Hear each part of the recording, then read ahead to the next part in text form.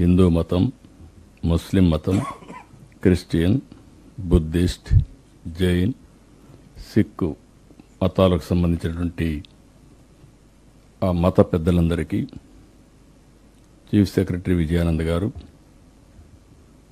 DGP Harish Gupta గారు, ఈ కార్యక్రమానికి వచ్చిన మిత్రులందరికీ నా నమస్కారాలు.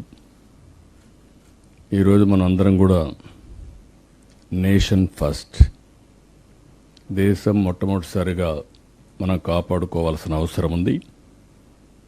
దేశంలో ఎలాంటి సమస్య వచ్చినప్పుడు కూడా భారతదేశంలో ఉండే ప్రతి ఒక్క వ్యక్తి మేమందరం సంఘటితంగా ఉంటామని చెప్పడమే కాకుండా అందరం కూడా ముందుకు నడవాల్సిన బాధ్యత మనందరిపైన ఉంది.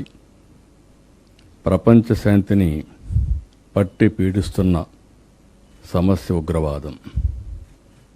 తీవ్రవాదం కానీ ఉగ్రవాదం కానీ ఇవన్నీ కూడా మనం చూస్తే ఆ దేశం యొక్క అనిశ్చిత పరిస్థితికి, ఆర్థిక ఇబ్బందులకి, అన్ని సమస్యలకి దోహదం చేసే పరిస్థితి వస్తుంది. అలాంటిదే పహల్గాంలో ఉగ్రవాదులు చేసిన మారణకాండ. కేవలం పర్యాటకులపై చేసింది కాదు. ఇది ఒక మాటలో చెప్పాలంటే వాళ్ళు ఏ విధంగా చేసినా భారతదేశాన్ని యొక్క శాంతి సుస్థిరతలపైనే దెబ్బతీసే పరిస్థితికి వచ్చారు.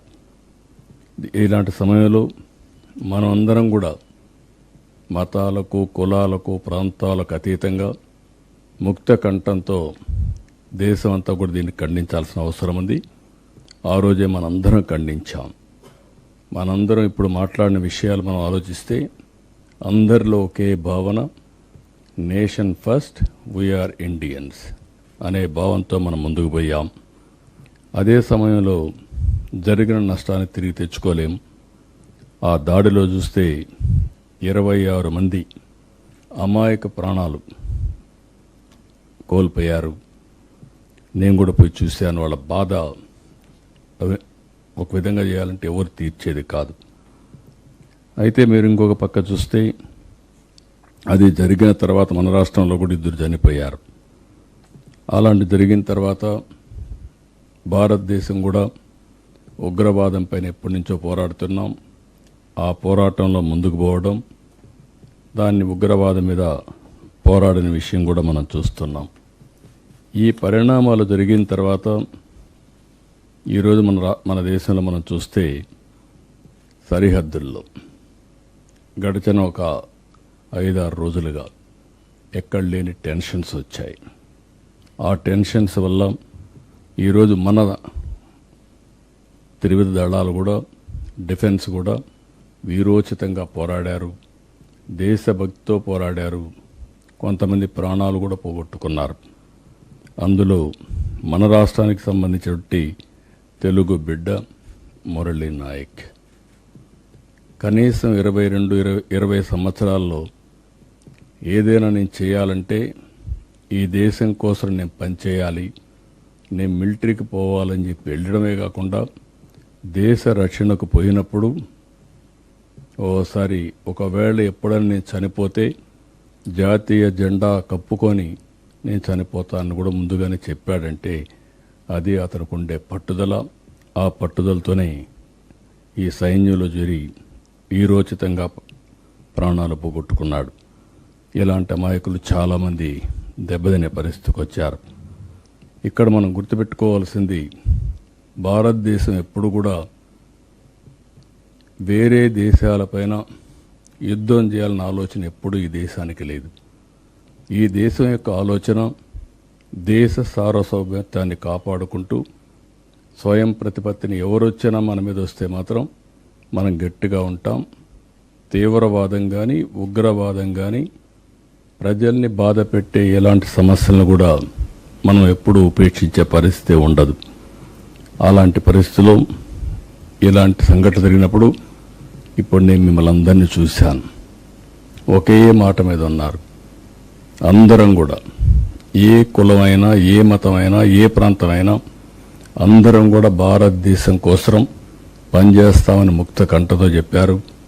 ఇందులో ఆంధ్రప్రదేశ్కి వచ్చినప్పుడు నేను మిమ్మల్ని అందరినీ ఎన్నో సంవత్సరాలుగా చూశాను. ఇక్కడ ప్రజాస్వామ్యంలో విభేదాలు ఉండొచ్చు, ఒక్కొక్కరు ఒక అభిప్రాయంతో సిద్ధాంతాలతో ఏకీభవించకపోవచ్చు. కానీ రాష్ట్ర భవిష్యత్తు వచ్చినప్పుడు, దేశ భవిష్యత్తు వచ్చినప్పుడు ఎప్పుడూ వెనకాడిన సందర్భాలు లేవు. రెండోది, మత విద్వేషాలు కూడా లేనటువంటి రాష్ట్రం ఈ ఆంధ్రప్రదేశ్ రాష్ట్రం అని చెప్పి కూడా నేను మీకు తెలియజేస్తున్నా. అందుకే మనందరం ఈరోజు సమావేశమై ఎవరైతే దేశ రక్షణలో ప్రాణాలు పోగొట్టుకున్న సైనికుల త్యాగాన్ని మనం ఒకసారి గుర్తు చేసుకుని వాళ్లకు సంఘీభావాన్ని తెలియజేయడానికి మనం ఇక్కడ సమావేశమయ్యాం. భారతదేశం చేసే పోరాటానికి మనం ముక్త కంఠంతో వారికి కూడా సంఘీభావాన్ని తెలియజేయడానికి మనం ఇక్కడ సమావేశమయ్యాం. అదే మాదిరిగా మీరు చూస్తే సరిహద్దు రాష్ట్రాలు ఎంతో ఈ 5-6 రోజుల నుంచి ఈ బాంబుల మొత్తం ఎక్కడికక్కడ నానా ఇబ్బందులు పడ్డారు. కొంతమంది అయితే పిల్లలు చదువుకునే వాళ్ళు కూడా డిస్టర్బ్ అయ్యి సొంత రాష్ట్రాలకు వచ్చేసే పరిస్థితికి వచ్చారు. అయితే ఈరోజు ఇంత మునిపే మనం చూసాం, 3:30 గంటలకి 2 దేశాల మధ్య ఎవరైతే ఈ యొక్క ఆర్మీ చీఫ్లు ఉన్నారో వాళ్ళందరూ మాట్లాడుకుని కాల్పుల విరమణ చేయాలని చెప్పి ఆలోచించడం, ఈ కాల్ కూడా పాకిస్తాన్ నుంచి రావడం, భారతదేశం ఒప్పుకోవడం, ఈ రెండు చూసినప్పుడు మళ్ళీ మన దేశం ఎప్పుడు కూడా యుద్ధం చేయాలని కానీ ఇలాంటి ఆలోచన ఎప్పుడూ లేదు. కానీ ఉగ్రవాదం మీద, టెర్రరిస్టుల పైన రాజీ లేని పోరాటం చేస్తామని ముందు చెప్పారు. దానికి ఎప్పుడూ కట్టుబడి ఉంటారు. అందుకే ఇప్పుడే మీరు చూస్తే సీజ్ ఫైర్ కూడా పాకిస్తాన్ నుంచే వచ్చింది. వాళ్ళు ఫోన్ చేసిన తర్వాత మన వాళ్ళు కూడా దీన్ని ఆమోదించే పరిస్థితికి వచ్చారు.